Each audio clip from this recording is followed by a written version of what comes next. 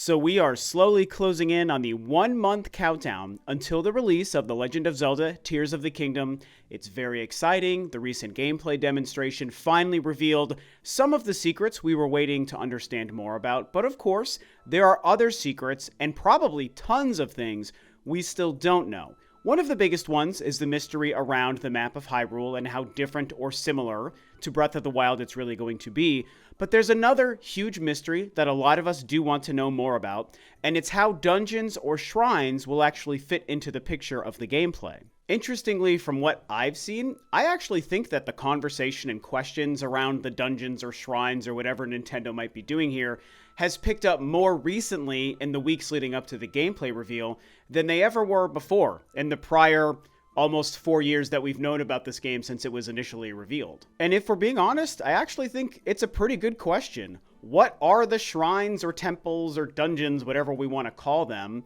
What are they truly going to look like in Tears of the Kingdom, and how will the puzzle solving and the dungeon crawling be treated in Tears of the Kingdom? Breath of the Wild represented a pretty huge departure from the traditional dungeon format, I think we all know. Old school games really featured themed dungeons that were huge experiences. They were just big, massive puzzles that would be themed as like a forest temple or a water temple or a volcano fire temple and things such as that nature. And they were really great. I'm a huge fan of the classic dungeon formula for the Zelda franchise, but I also really learned to adapt and appreciate what the shrines were when they were introduced with Breath of the Wild, right? Because there was like 120 some odd shrines. It was like a huge number, a huge variety. Most of them featured very interesting puzzles, and they got more intricate the longer into the game you actually played. And I really liked them as a change given the huge openness of the map of Breath of the Wild. But when we now come to Tears of the Kingdom, the direct sequel to Breath of the Wild, which did change that formula by introducing the shrines and removing the traditional dungeons, I think that a lot of fans, and this includes myself, want to know if Nintendo is going to continue that kind of structure with maybe shorter, smaller, simpler puzzle-solving mechanics like shrines, and maybe have a huge number of them, or if they want to go back to something like a traditional dungeon format where maybe there's anywhere from like 5 to 9 huge dungeons that when you come across one, you are stuck there for like a couple of hours trying to solve the whole thing and beat a big boss at the end of it. Or it's worth noting if maybe they do something kind of in between. And then, of course, I think the biggest X factor to consider is the fact that the sky being introduced into this game probably is going to be the real secret sauce to whatever decisions Nintendo is making with the puzzle-solving, dungeon-crawling element to Tears of the Kingdom. So here's the thing I'll say just for my own personal opinion before I start breaking down some of what I found and what I think Nintendo might actually be doing. Personally, as a fan, there's really no wrong answer for me here. Yes, I kind of prefer and miss the traditional dungeon format, and I think it would be great to experience something like that in this Tears of the Kingdom map between Hyrule below and the sky above and all of that stuff. But I also really enjoyed the shrines, and I think that if Nintendo were to just continue that general concept in Tears of the Kingdom, I mean, for the sake of what these two games are, I think that would be fine. I think they're going to do a great job no matter what it is. They're great at creating these kind of puzzles, and whether it's a big dungeon that's themed or whether it's a smaller shrine that uses like your Sheikah Slate abilities or whatever this gauntlet thing is that Link has in Tears of the Kingdom, I just believe in Nintendo's approach to designing puzzles and dungeons regardless of what they are. So just like with Breath of the Wild, even though it was a departure, it was very great, and I think the same would happen in Tears of the Kingdom if they just went down that same track. So for me, again, I don't think that there's any wrong answer to satisfy myself. And so then the question becomes, can we predict or determine what it is that they might be doing based on anything that we've seen across the 4 teasers and the 10-minute gameplay? And the answer I've come to is yes. I think we can kind of delineate something going on here. And I have touched on this a few times in some prior videos. I haven't really focused on it in a topic. It's kind of come up amongst a larger, different conversation. But I've got a couple of screenshots of things that I found in these teasers and in the 10-minute gameplay demonstration. Again, I've shared some of these images before, but I want to dive deeper into them today. So the general concept and what I've personally noticed, and I'm sure other Zelda-focused YouTubers have probably pointed this out as well, but I haven't seen those conversations, so this is just my approach based off of what I've seen and what I think. So the general idea is that I've noticed in some of the footage we've seen, again, in the last trailer from the Nintendo Direct earlier this year and from the 10-minute gameplay, is there are these jutting beams of light shooting out of the ground from Hyrule that we can see. And I even recently noticed that there are kind of like some towers, maybe similar to the towers in the Breath of the Wild map. I feel like around these towers or somewhere on the ground, you can unlock or signal something from the ground that shoots this light out from the ground. And I'm wondering if that has to do with maybe some of the floating islands above Hyrule, and maybe some of these could be specific to shrines or temples or dungeons. The first great example is at the very beginning of the last trailer we saw during the Nintendo Direct. In this nighttime raining scene, we can see two of them very, very clearly, right? There's one on the left, there's one on the right. They're circled for you, very easy to look at. And there are other shots during the daytime where from higher up and farther away, we can also see these jutting beams of light that I'll also show. But this shot is interesting because this was the one that when you really look at it, you can see some kind of a tower from right in between these light beams, right? And so more than likely, these are the same kinds of towers, maybe even the exact same towers from Breath of the Wild, where you would activate with the Sheikah Slate and they became something that you could warp to, right?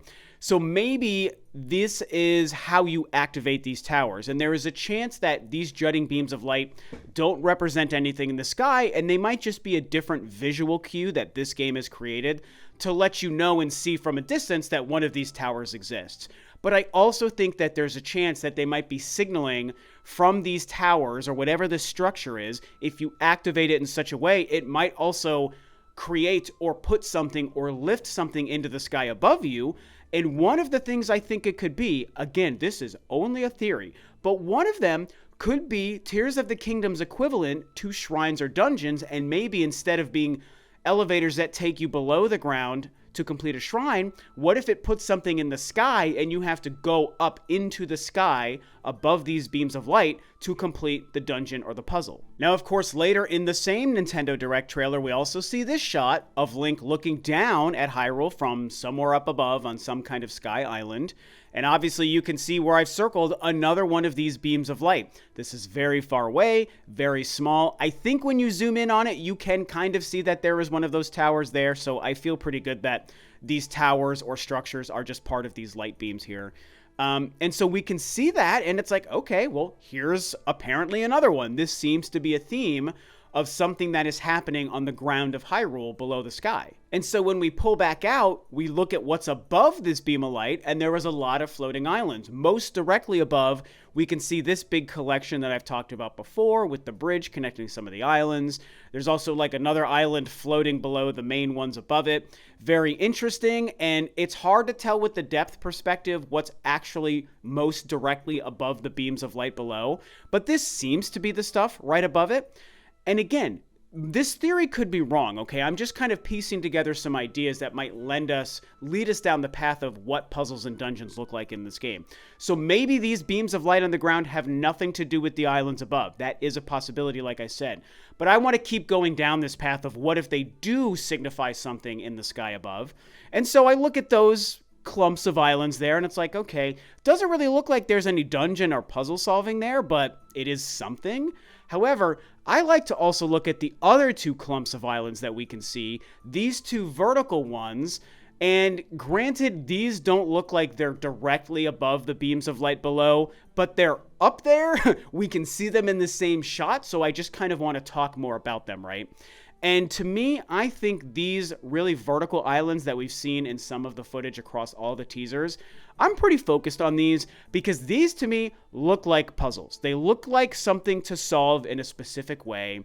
Maybe these also feature doorways or warp points that take you to some other location to solve a dungeon or a puzzle.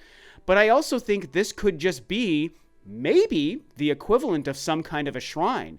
And like I said earlier, instead of elevators that take you below the ground, what if something like these vertical island structures are actually the puzzles to solve? And obviously the ascend ability that we've now learned about lets us know we can travel all the way up these vertical islands using that ability. And so are these vertical islands just here for different reasons, or are they there specifically because of the beams of light below?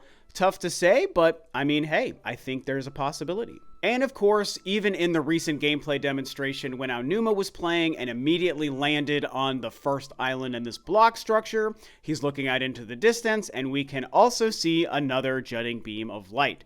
So without question, these beams of light are an integral part to the topography and the layout and the architecture of Hyrule in this game. And it goes without saying that what looks to be directly above that beam of light, although again, the perspective might be tricking us here, but if we just look at the shot and take it at face value, it sure seems like this gigantic island that very much looks like it could be housing a dungeon or a puzzle or a shrine of some kind, that seems to be directly above or close to directly above these beams of light. So again, we start to talk about more. Are we seeing a connection between these jutting beams of light, the towers that are centered within them, and floating vertical puzzle-like looking islands that seem to be above the few that we've been able to see in the footage we've had so far? So obviously none of this gives us any concrete info, and like I've even said a few times in this video, even the theory I'm laying out here about these beams of light could be wrong, and maybe it's just a different visual cue to let you know where the towers on Hyrule map are, something that Breath of the Wild didn't have. The towers themselves would just light up when you activated them.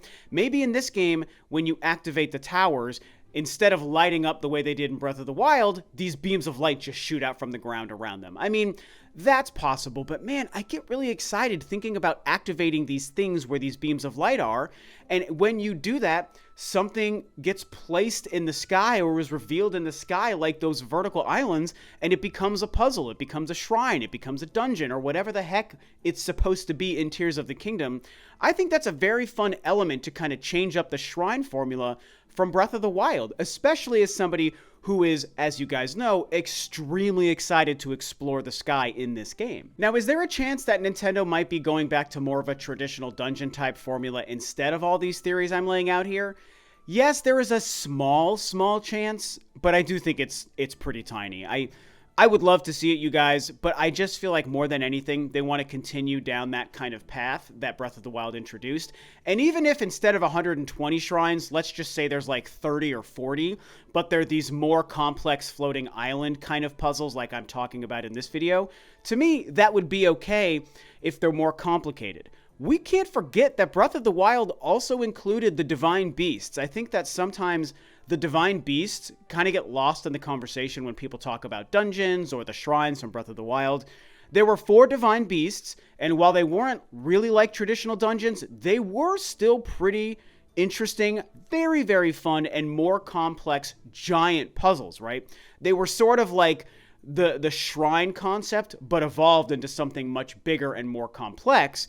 And it was like if you were to take a shrine and start to slowly evolve it into a traditional dungeon, you would eventually make it to something like the Divine Beasts. And so maybe Nintendo goes deeper into the Divine Beast path as opposed to the shrine path from Breath of the Wild. I would like to see that happen as well. But I think the last point I want to leave this video on with you guys is that we also have to remember, if none of these things are true, there's no floating island puzzles, these beams of light don't mean anything, there are no divine beasts or regular dungeons, you know what else could happen? Just more shrines. Maybe they've got another 100, 120 shrines, and they're the same things from Breath of the Wild, those same little kind of shrine temples, and you activate it, and then it takes you beneath the ground, and you just solve the same kinds of puzzles from Breath of the Wild. Obviously, they would be different. They're not going to be the identical shrines from the last game. But what if it is 100% the same concept with just different shrines underneath the ground? I mean, like I said at the beginning, there's no wrong answer, and I'll still probably really enjoy them, but it is probably the least exciting concept I could think of. Clearly, as somebody who's a fan of the sky in this game, what I want the most is for my theory to be true. I want to activate these beams of light and these towers from the ground. I want them to reveal puzzles and shrines and dungeons in the sky above that I have to go and solve floating above Hyrule. That's what I want the most. It becomes very exciting. Or maybe the shrines, instead of being located on Hyrule, are instead only located on some of the larger sky islands in the game. I mean, there's so many different ways to mix and match all of these concepts that could ultimately be how this game is presenting puzzle solving to us. And with just over a month to go, it's not going to be long until we officially know. Maybe even Nintendo decides to confirm before the game releases what it actually looks like, because I have seen a lot of people who are frustrated by not actually knowing the answer.